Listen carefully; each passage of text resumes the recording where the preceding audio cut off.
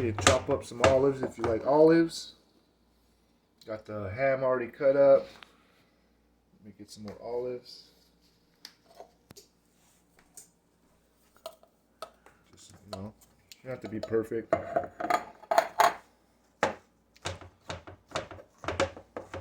Just, oops, I'm feeding the floor. Alright. Alrighty. Cool. Now, got your stuff all prepped up. You're gonna need cheese. You're not gonna need 2 pounds. Probably 1 pound. 1 pack of pepperoni. Unless you really like a lot of pepperoni, I'll get 2. But I mean that's gonna be like a lot. Alrighty. The hardest part is obviously doing the dough, but it's actually not that hard. So you want to get one of these. I get it from the deli at the grocery store. Usually the deli has it. Sometimes they come frozen. If it comes frozen, just let it thaw out in your fridge. Or if you want it that day, like real quick, just leave it out on your counter. It'll thaw pretty fast. But when you open it, you want to be careful to keep the dough the shape it is. So like, what I do is I open it up first like that. And you're gonna need some flour and like a little surface area to like pound it out. Where you're gonna make a big mess, so you're gonna just have to clean up after. And then once you have your thing open like that, so you keep it the same shape, I just turn it upside down onto your flour pile. And then just pull it right off. Just so it stays round like that. Because if you try to make, if you make it a different shape, it's gonna not do good. So anyhow, you don't need that much flour actually. Just a little drop. Get it all floured all around. You'll feel it like it won't be sticky on your fingers anymore. Then you just make it round, keep it round, And then if you like a crust around the edge, you want to come a little closer, buddy. You want to kind of leave it thick around like that. You know what I'm saying? That's how I usually make them. Leave it a little thick like this.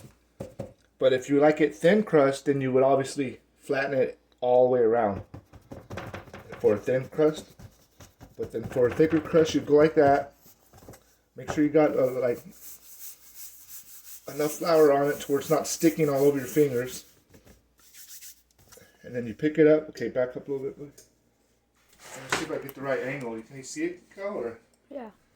You want to just pick it up by your little crust area you got. Because your whole middle was already, the whole middle you kind of already flattened out. So what you're going to try to do is stretch this rest out to the size of your screen, which actually, stay here. Your screen, you're going to need one of these.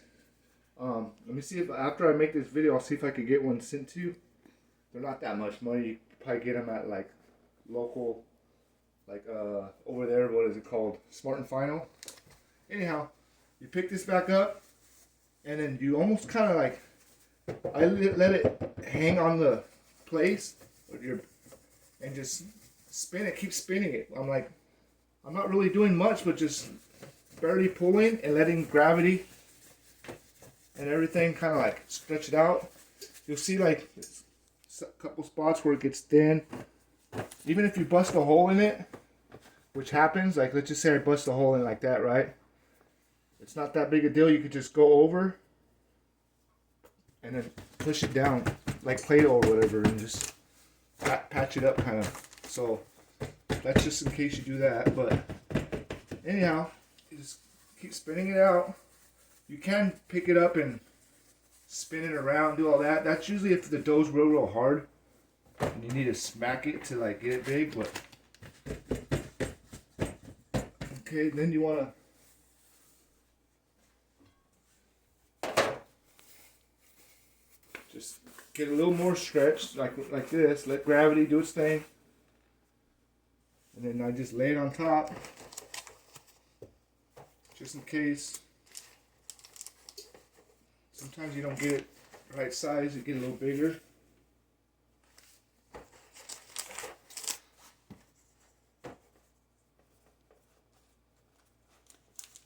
Oh, but before all this, you want to preheat your oven to 550, which is like the hottest it gets, which is not, it's really crazy. It's going to burn a lot of the stuff in your oven if you do have like a dirty oven, so you want to maybe clean it out if you have like crumbs and stuff, because it's going to get so hot it's going to smoke up. So maybe clean it out, put some foil, because you're going to get obviously greasy pizza in there and drip. Alright, and then you want to put your sauce on there. I just got some cheap sauce this time, but the better the sauce, obviously, the better your pizza. Better the dough, better your pizza. So then I don't know really how much I'm gonna need with this. I might use it all, but I don't want to overdo it.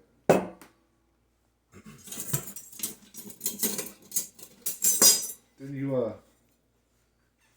just do like little circles around it. That might need a little more there. Yeah, this is real watery. This is cheap sauce, so I don't want to put too much. The thicker the sauce, the little more you could probably put on, maybe. Usually. This is like tomato sauce or something.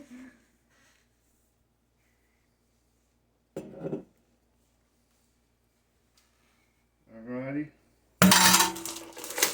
Then you want, most of your cheese goes on the bottom. I throw a little bit on top at the end, just to like hold all the toppings together. But what I do is I'll just start like in the middle, throw a bunch in the middle, and then you want to kind of keep a border so you don't want too much cheese on your crust. I don't know if you can get down over the top, Cal. See what I'm doing here? Kind of I want to like go like this, around like that. You could just throw it right in the middle, eat two like that, and then just push it over. Just spread it around. That's probably the easiest way.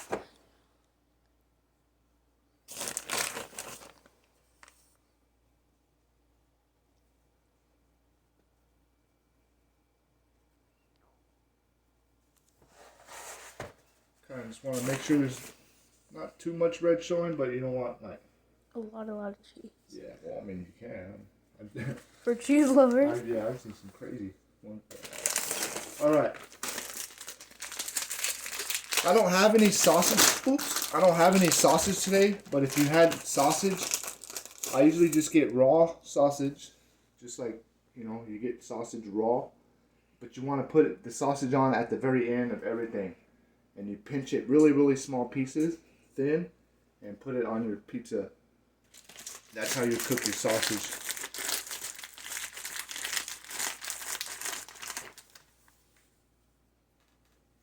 And same with the pepperoni too. I usually, you can just throw those right in the middle so you have like a little spot and just reach to. I already know, because this is the amount I've used this before. If you put them around like touching each other like this close, it'll fill it up. And I think if I remember right, you have some more to spread around at the end, like if you miss some spots. But just kind of like you're dealing some cards, playing some poker.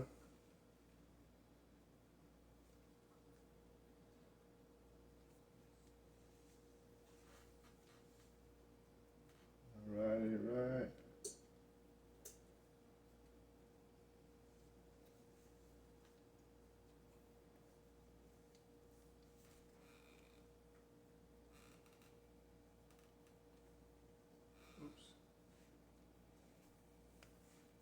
And then you always gotta make sure they're good. You quality check. You gotta make. Oh yeah, they're good. Cause you don't want to like kill no one. You know what I mean? Right, the chef's gotta die first.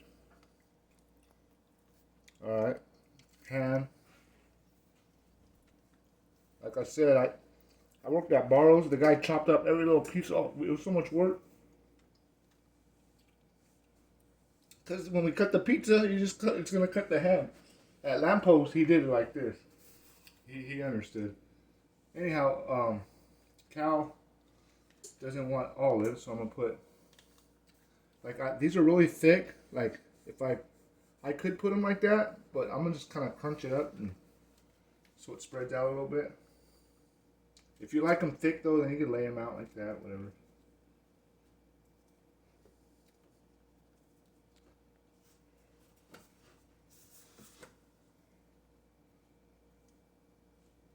Some of my olives I didn't cut, so just smash them. No big deal. Alright. Then You sound like Bob Ross but with pizza. then with your cheese at the end, I usually got I like more toppings, and like I said, the sausage. Let's just like giving like an example. Like if this was sausage, like you pinch it really really thin, small pieces, just so it was able to cook through, and then you just put that on the top at the end, like little sausage pieces all the way around. Squeeze your raw sausage and squeeze it all around, like make little pieces. Make sure it's on the top. No cheese over that. Like I wouldn't put cheese over the top. If you're gonna do what I'm doing now, like I would put the cheese on now like this. Sprinkle a little cheese, like that, to hold like the toppings together and make it, And then I would put my sausage raw on top, just so it gets a really good cook. I mean, I've never killed no one, and I've never ate a raw piece of sausage, and I hate raw stuff, so it always works. 550 at a good 15 or 20 minute, whatever it takes.